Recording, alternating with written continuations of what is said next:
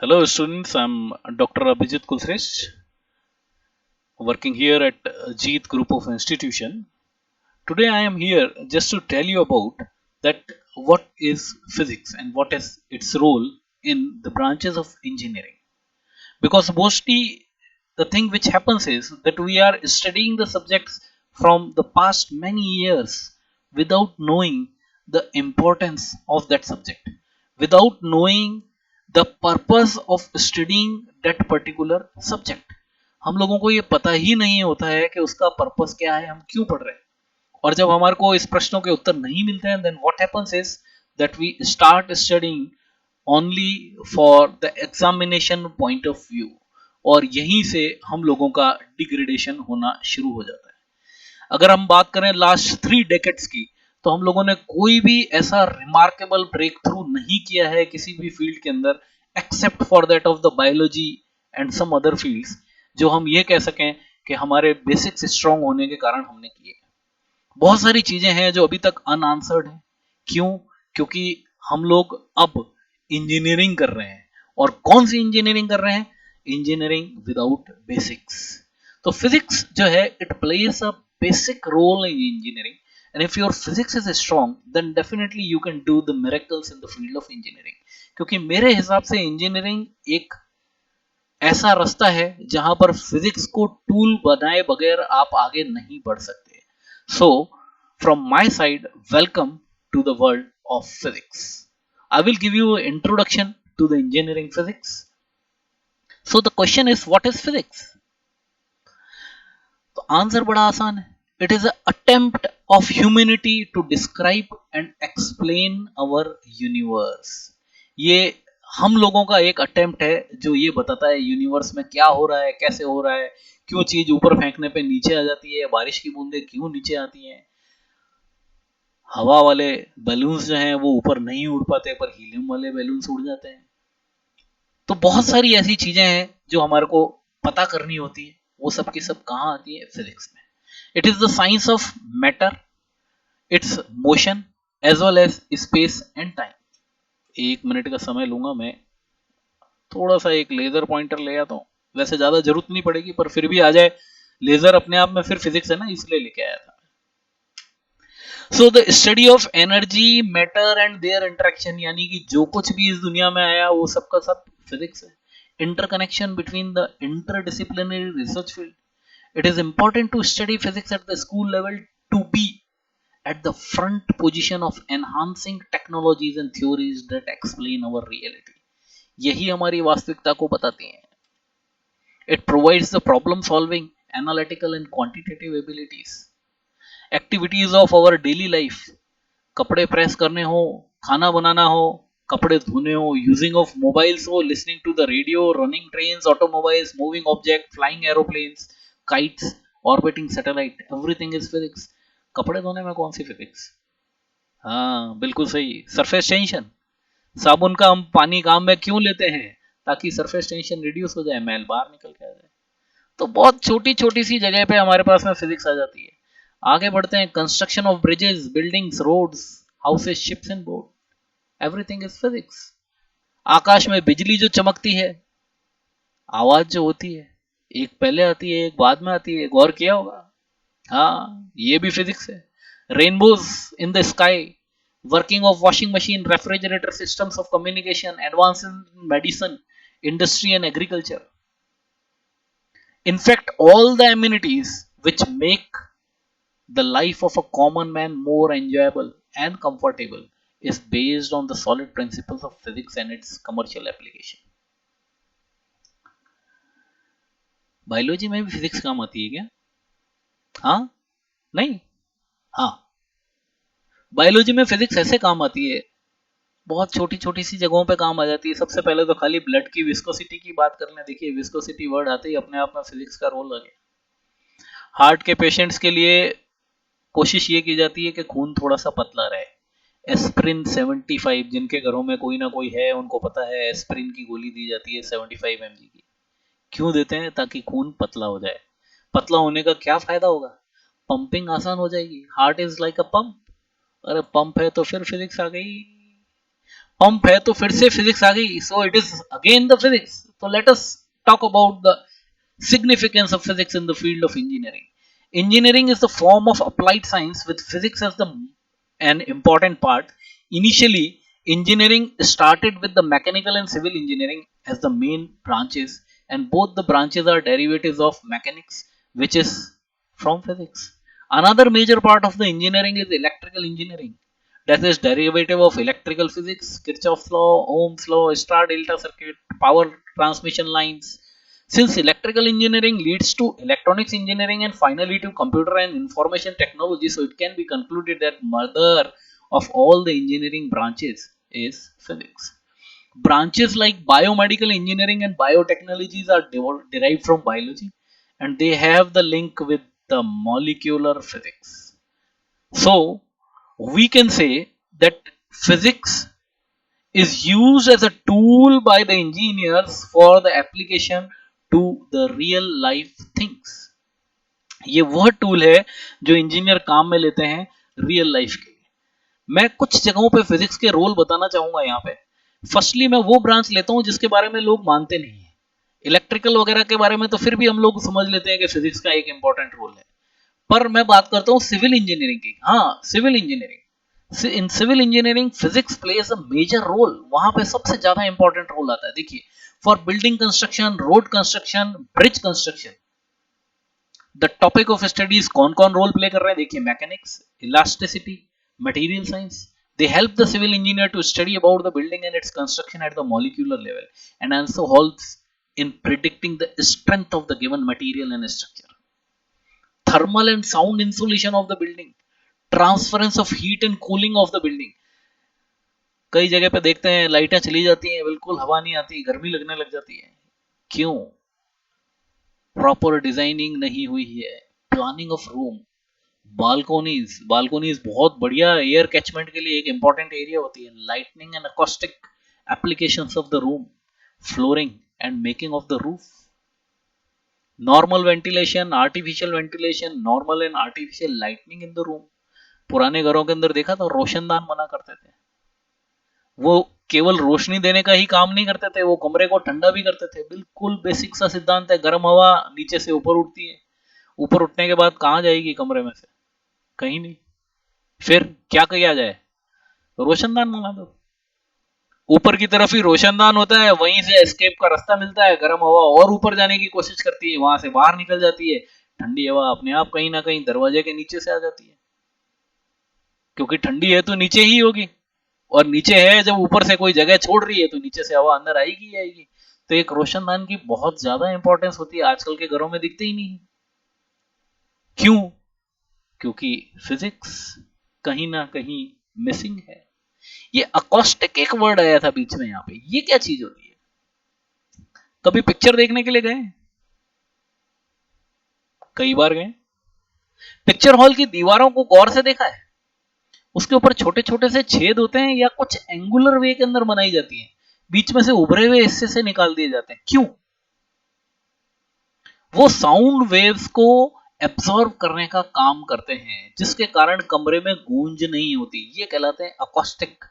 इसके ऊपर फिजिक्स में पूरा पूरा एक पेपर होता है. बहुत ही इंपॉर्टेंट टॉपिक है यहाँ पे. इसीलिए खाली कमरे में आवाज गूंजती है, और जब कमरा भरा हुआ होता है तो आवाज गूंजती नहीं है, क्योंकि साउंड वेव्स एब्सॉर्ब हो जाती है. तो ये अकॉस्टिक का पूरा जो डायमेंशन है वो भी फिजिक्स से आता है. आगे बढ़ते हैं. Construction of water line, modern sanitation, solar power system, selection of material for constructing a particular type of road, ratio of the material, size and thickness of the bricks and concrete, every detail is related to physics. Important चीज यही है construction के अंदर. Loading power of the road. अगर transport road है तो उसकी loading power ज्यादा होनी चाहिए, और घरेलू सड़क है तो उसकी लोडिंग पावर कम होनी चाहिए. तो कैसे मटेरियल डिसाइड होगा? वो यहीं से डिसाइड होगा. हाईवेज के ऊपर, रोड्स के ऊपर एक बहुत ही इंपॉर्टेंट काम किया जाता है, that is called as banking of roads. 10वीं क्लास के अंदर ही था टॉपिक. किस पे बेस्ड है? न्यूटन्स लॉ पे. कहां काम आता है? ताकि गाड़ियां जो हैं वो स्लिप होके गिर नहीं जाए. ये एक्सीडेंट्स को कम करने के काम आता है. सो banking of road again is from physics. Construction of bridges, hanging हो या अदर टाइप के, ये डिटरमाइन होता है लोड कैरिंग कैपेसिटी कहां से कैसे लिए जाएंगे पूरे फिजिक्स के सिद्धांत पे, कितने तार लटकाने हैं हैंगिंग के अंदर, कहां से कैसे वेट बैलेंस होगा, क्या इलास्टिसिटी ऑफ द मटेरियल रहनी चाहिए, everything is there in physics. I am just highlighting few topics, lights, sound, thermodynamics, heat, mechanics, elasticity, structural engineering, science, ये सारी की सारे जो टॉपिक्स हैं ये हमारे सिविल में काम आते हैं, और ये काम आते हैं और यहीं से हमारी इंजीनियरिंग फिजिक्स का रोल शुरू होता है। तो अगर आप फिजिक्स में कच्चे होंगे तो सिविल इंजीनियरिंग में भी कच्चे होंगे। ये तो हो गई बात है। अब देखते हैं कि वाकई में कुछ है भी या नहीं, या कथाबांस थी। देखिए पीछे की तरफ हमारे को जो चीज दिखाई दे रही है दैट इज कॉल्ड एज हवा महल। जयपुर के अंदर है, फेमस स्ट्रक्चर क्यों जाना जाता है? Because of the air flow. अंदर हमेशा बहुत ही प्रेशर के अंदर हवा बहती रहती है, और उसके पीछे कौन है? उसके पीछे है फिजिक्स का वेंचुरी इफेक्ट। गोविनी बतिस्टा वेंचुरी, इन्होंने ये इफेक्ट दिया था 1797 के अंदर, एंड 1799 में महाराजा जयसिंह जी ने हवा महल बनवाया था। 953 विंडोज हैं, और देखिए सब विंडोज जो हैं, यहाँ पे लेजर पॉइंटर को गौर से देखिए, सब विंडोज जो हैं बाहर से आर्क की शेप के अंदर उठी हुई हैं। आर्क की शेप यानी सेमी सर्कुलर टाइप की जो शेप है वो मेरे पास में आ गई है। क्यों बनाया गया है? क्योंकि सर्कल मैक्सिमम वॉल्यूम को एनक्लोज करता है। तो जब इस तरह की शेप आ जाती है तो मैक्सिमम एरिया का कवरेज आ जाता है एक सिंपल स्ट्रेट विंडो के कंपैरिजन में। दूसरी बात, आर्क की शेप आ गई है तो हवा जो है वो it is bound to strike on this. हवा इससे टकराएगी ही टकराएगी, और इसके अंदर ये जो छोटी छोटी जालियां हैं जो मैंने आपको बताया था 953 जो जालियां हैं, वो ये सारी की सारी जालियां जो हैं ये इस हवा को जेट प्रेशर में कन्वर्ट करने का काम करती है। जेट प्रेशर में कन्वर्ट करने का काम करती है। देखिए एक बहुत सिंपल सा एग्जांपल बताता हूँ, मुंह खोल के हवा छोड़िए, गर्म हवा आएगी आपके पास में, और अब सीटी बजाते हुए हवा छोड़िए, ठंडी हवा आएगी आपके पास में। आपने क्या किया है? एरिया डिक्रीज कर दिया, एयर की कूलिंग हो गई। वही काम यहाँ पर वेंटुरी इफेक्ट के अंदर किया गया, इसी पे हवा महल बेस्ड है। अकॉस्टिक्स का भी एक एग्जांपल ले लेता हूँ, गोल गुंबज है विजयपुरा, इसकी जो गैलरीज हैं they are known as whispering galleries. Whispering galleries, यहाँ पे कहीं पे छोटी सी भी आवाज की जाए, पेपर भी फाड़ा जाए, तो सब जगह पे हमारे को आवाज सुनाई देती है। रेले, लॉर्ड रेले, जो रेले इफेक्ट, आप रेले के प्रिंसिपल्स वगैरह पढ़ते हैं, वो उन्होंने इसको डेवलप किया था सेंट पॉल्स के अंदर एक चर्च बनाने के लिए 1910 में, और 1914 में उसमें मॉडिफिकेशंस किए थे। ये उसकी पूरी की पूरी थ्योरी दी हुई है कि कैसे टोटल इंटरनल रिफ्लेक्शन होता है, क्या क्यू फैक्टर होता है, कैसे 10 की पावर 10 टाइम्स रिफ्लेक्शन जो है वो हम अचीव कर लेते हैं। द बेस्ट वैल्यूज आर 10 की पावर 4, वो था हमारे पास में। आगे की और चीजें हैं, ऑप्टिकल वेवगाइड्स भी इसी थ्योरी के ऊपर बेस्ड है, हमारे कम्युनिकेशन इसी पे बेस्ड है। थ्योरी के ऊपर नहीं जाएंगे, ये कभी साल भर के अंदर पढ़ेंगे। अभी खाली देखते हैं क्या चीज है और कैसे बनाई गई थी। तो आप बाकी चीजें ढूंढ सकते हैं नेट के ऊपर, एवरीथिंग इज अवेलेबल देयर। अब हम बात करते हैं role of physics in computer science.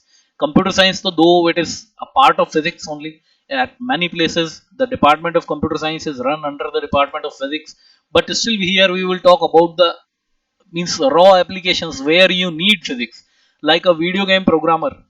अगर न्यूटन्स लॉ की जानकारी ही नहीं हो तो वीडियो गेम का करेक्टर ही नहीं चलेगा। फ्रिक्शन, हाइड्रोडायनेमिक्स सब कुछ वहां पर होनी चाहिए, नहीं तो आप सोचिए आप जिस रियल वर्ल्ड में रहते हैं उसका बिल्कुल ऑपोजिट वर्ल्ड आपको अगर वीडियो गेम में मिल जाए तो आप कुछ कर ही नहीं सकते।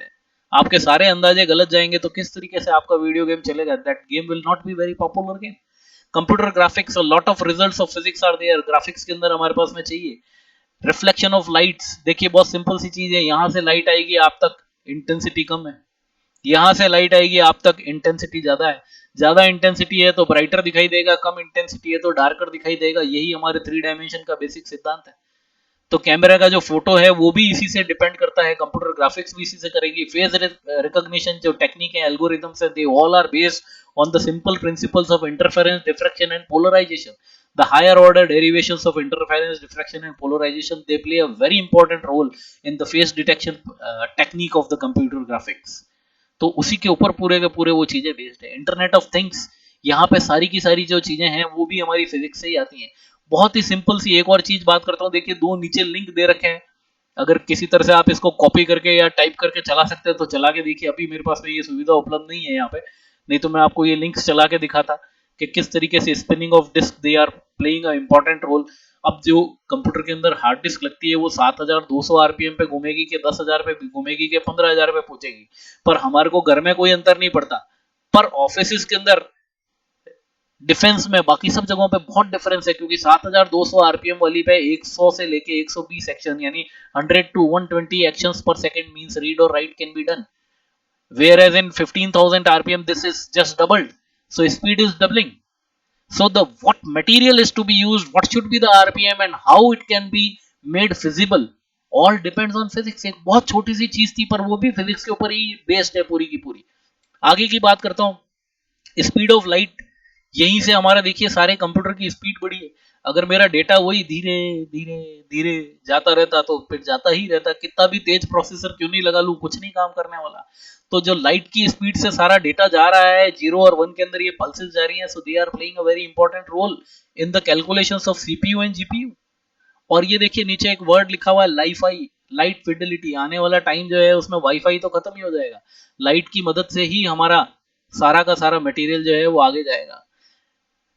Rate of heat generation in CPU, why we need a 2 pound heat sink for a thumb size CPU, ये भी सारी की सारी चीजें यहीं से बताती हैं।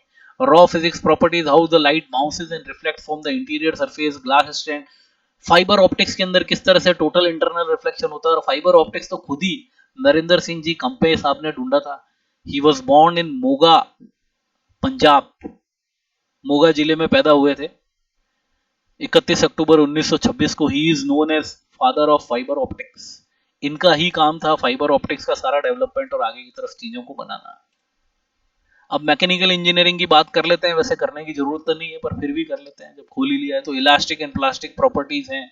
इसके अलावा अगर हम बात करें मैकेनिकल इंजीनियरिंग की, तो आपने इंजन तो पढ़ने ही शुरू कर दिए होंगे 11th-12th में, 2 stroke engine, 4 stroke engine, everything is from physics. Thermodynamics, law of thermodynamics, first law of thermodynamics, second law of thermodynamics, then entropy and everything, they plays a very important role। पूरा नाम है Nicolas Leonard Sadi Carnot. आप Carnot engine जो पढ़ते हैं, जो famous thing of the mechanical engineering is the person from the physics. German physicist, he has created a world's smallest engine. कब बनाया? 21 अगस्त 2019 को। This engine is made up of a single calcium ion which is 10 billion times smaller than the car engine। अब यही engine आज से 10 साल बाद में डेवलप होके आपके पास गाड़ियों में जाएगा, 10 से 15 साल का समय लग जाएगा। तो हमारे पास में जो एग्जिस्टिंग सिस्टम्स हैं वो बहुत ज़्यादा इम्पॉर्टेंट और बहुत ज़्यादा छोटे होते चले जाएंगे। अभी general of physics review letters के अंदर ये आया है पेपर, अभी इस पे काम शुरू किया है। कुछ एग्जांपल्स हैं दिखा रहा हूँ। इलेक्ट्रोमैग्नेटिक वेव्स, डिटेल बाद में बताऊंगा। देखिए एंटी रिफ्लेक्शन कोटिंग, आप जो चश्मा पहनते हैं उसके अंदर भी फिजिक्स का रोल है। ये देखिए बिना ग्लेयर, ये ग्लेयर के साथ में ये बिना ग्लेयर, ये कहाँ से आया इंटरफेरेंस? ये हमारे पास एंटी रिफ्लेक्शन कोटिंग बनती है, ये इंटरफेरेंस, डिस्ट्रक्टिव इंटरफेरेंस कराता है, तो इसलिए लाइट की चमक जो है वो वापस नहीं आती। Newton's ring, grating, fibre cable, laser printer, laser cutting. तो बस अब मैं इतना सा ही कहूंगा। Now let the fun begin, let us start looking to the physics in a different manner. हम एक दूसरे तरीके से ये देखने की कोशिश करते हैं कि फिजिक्स वास्तविकता में है क्या, और किस तरीके से हम इसे अपने जीवन के अंदर एक इंपॉर्टेंट रोल में प्ले करवा पाएंगे। So let us jump in the pool of physics। Thank you all for listening me so patiently for such a time। Now it is time to say goodbye।